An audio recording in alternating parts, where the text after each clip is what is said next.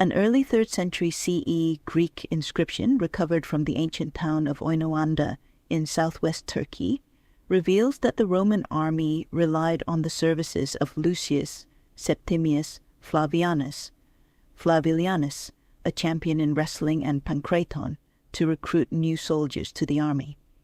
Much like celebrity endorsements familiar to us today, Lucius' celebrity was able to drum up support and large numbers of volunteers, as he eventually became a Roman military recruiter, who identified then transported new soldiers to the Syrian city of Hierapolis. Many indications of a celebrity culture already existed since classical antiquity. The ancient Greek and Roman world gave us many individuals who were celebrities in their day and whose careers provide us with what we recognize today as different aspects of the modern celebrity culture, such as endorsements, groupies, and 15 minutes of fame, albeit without the terminology. The price of fame in the ancient world is also surprisingly, and in some cases chillingly, similar with what we see today. Although not everybody wants to be famous, it is still a natural human desire to receive, at least, some recognition for one's talents and for one's contribution. Greek mythology provides many examples of people who amplified this simple desire for recognition. In Homer's Iliad, Achilles says that he was given the option between living a long but undistinguished life or a brief life that would give him a chance to achieve immortal glory. Achilles chose the second option, preferring to be a subject of song for all eternity.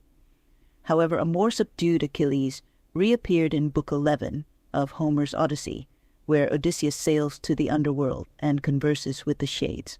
One of these shades is Achilles, who, when greeted as blessed in life, blessed in death, responds bitterly that he would rather be a slave to the worst of masters than be king of all the dead. Another hero, Ajax, is said to have been driven mad when he lost to Odysseus in a contest over who is the best fighter in the Greek army. Believing that he is avenging himself upon the judges of the contest, Ajax goes on to slaughter a herd of cattle. Once he returns to his senses, the humiliated hero commits suicide by falling on his spear. Sophocles' play Ajax provides a minor variation of this. When Ajax comes to his senses, covered in blood, he realizes that what he has done has diminished his honor, and decides that he prefers to kill himself rather than live in shame. Celebrity and politics, with all its trappings of wealth, sex, and power, were intimately related to late Republican Rome. Julius Caesar was not shy about being the wealthiest and most powerful man of his generation. Evidently, his fame and fortune did no harm to his sex life, as Curio the Elder described him as omnium mulierum virum, et omnium virorum mulierum appellat, every woman's man and every man's woman. Emperor Augustus, however, turned the fascination of the Roman public with his fame to his political advantage by exploiting his celebrity status to project the image of the quintessential public servant. His fame became a factor which enabled him to establish one of the most stable governments in the ancient world. Arguably, the earliest celebrities produced by ancient Greece were its athletes.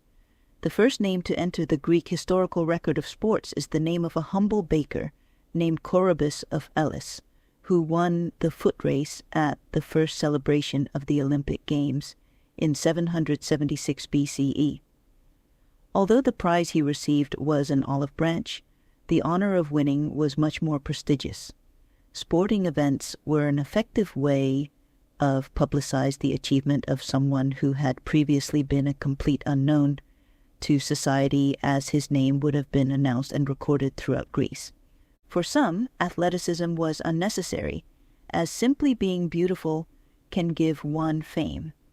Helen of Troy, with her face that launched 1,000 ships, is one example of this, as men came to see her all the way from distant lands.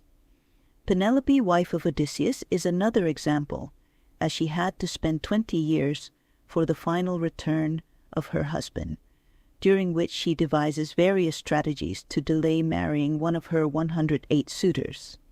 the 4th century BCE Greek courtesan Phryne utilized her beauty in her occupation as her clients visited her from all over the Greek world and showered her with gifts.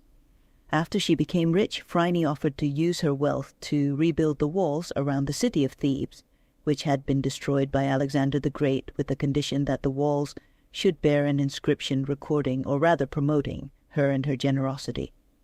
Her efforts of self-promotion were not in vain, as rhetorician Athenaeus of Naucratis provides many anecdotes praising her beauty and generosity. Praxiteles, a sculptor who became her lover, was also said to have used her as the model for the statue of the Aphrodite of Cnidos, the first nude statue of a woman from ancient Greece.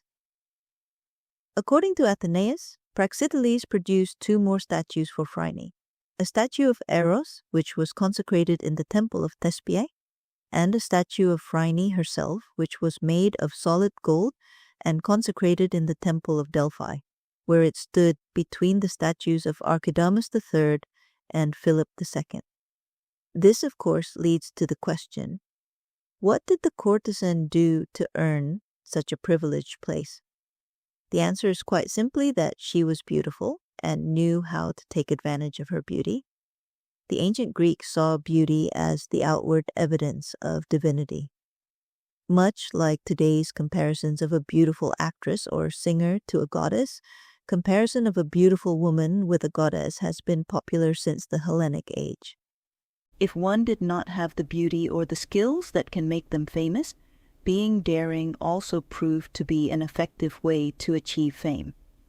An example of this involves an arsonist called Herostratus, who, in 348 BCE, set fire to the great temple of Artemis at Ephesus in Turkey, one of the 7 wonders of the ancient world.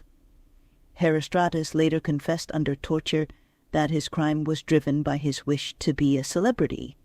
Hearing this, the Ephesians decided to execute Herostratus and ban all mention of his name, dubbing him instead as that who is not lawful to mention. However, the ancient historian Theopompus mentions the name of Herostratus in his book Hellenics, and the name appears again later in the works of Strabo. The fact that he is remembered to this day, and the fact that the term herostratic fame refers to Herostratus and means fame sought at any cost, proves that the tactic was a failure. Like today, another way to ensure fame is to hire a publicist or a promoter. Nicias, circa 470 BC to 413 BC, an Athenian politician and general in the Peloponnesian War, engaged the services of a publicity manager named Hieron to help him cultivate the image of a hard-working and self-sacrificing public servant. According to Plutarch, it was Hieron who helped Nicias to act out this part by investing him with an air of solemnity and self-importance. The chariot races were the oldest and most popular spectacle of ancient Rome. Roman charioteers, most of them were slaves, could become celebrities throughout the empire simply by surviving, since the life expectancy of a charioteer was low. The most famous charioteer of all was Diocles, who won 1,462 out of 4,257 races.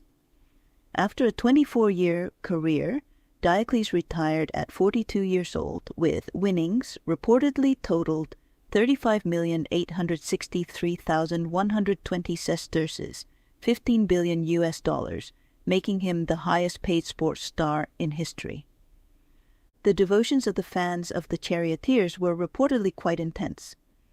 Pliny records a fan who threw himself unto the funeral pyre of a charioteer known as Felix.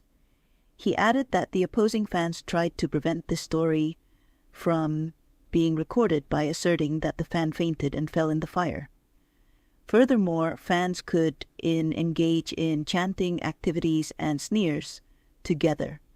Some extreme fans became an issue in the empire when their favorite charioteer lost, as they would incite riots. Like charioteers, most gladiators did not have a choice in the matter in which they were thrusted into the public eye. gladiators were mainly drawn from the ranks of convicted murderers and slaves. Most of them would only appear in the Colosseum once, as they would be killed in the match. However, the best of them achieved great fame. Such was the attention that they received that others, including freeborn women, senators, even the Emperor Commodus, 161 to 192 CE, offered their own services as gladiators. Incidentally, gladiators were thought to be exceptionally potent. The poet Juvenal scorned a woman named Eppia, the wife of a senator, who eloped to Egypt with a gladiator called Sergius. What was the attraction? The fellow was a physical wreck, Juvenal demands. Ah, but he was a gladiator, Eppia replied. A certain degree of self-validation through sleeping with someone famous also emerged in Euripides' play, The Bacchae, when Dionysus became angered after his aunt Agave claimed that his mother Semele had never slept with Zeus and slept with a mortal man instead, thus denying Dionysus' divinity and the high profile he would have gotten by being the son of Zeus. For most of its history, the Roman Republic was governed by old political families and reliable power brokers who knew how to influence and discipline the masses. Elections were designed to give the ruling classes the lion's share of the popular vote. Angry farmers and tavern owners would sometimes rise up and press their rulers for debt relief and a real voice in government.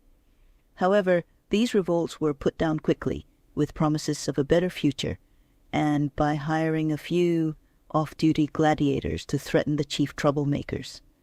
The man who brought down this system was a wealthy nobleman named Publius Clodius Pulcher, circa 93 BC to 52 BC. Well known in Rome, even before his foray into politics, Clodius had always shocked and amused the Roman public by his eccentricities and unpredictable ways. In fact, the more audacious his behavior, the more the public loved Clodius for it. An example of Clodius's antics was when he committed sacrilege by dressing up as a woman and infiltrated the female-only religious festival of the goddess Bonadea, with the aim of seducing Pompeia, Julius Caesar's wife. The scandal led Caesar to divorce Pompeia.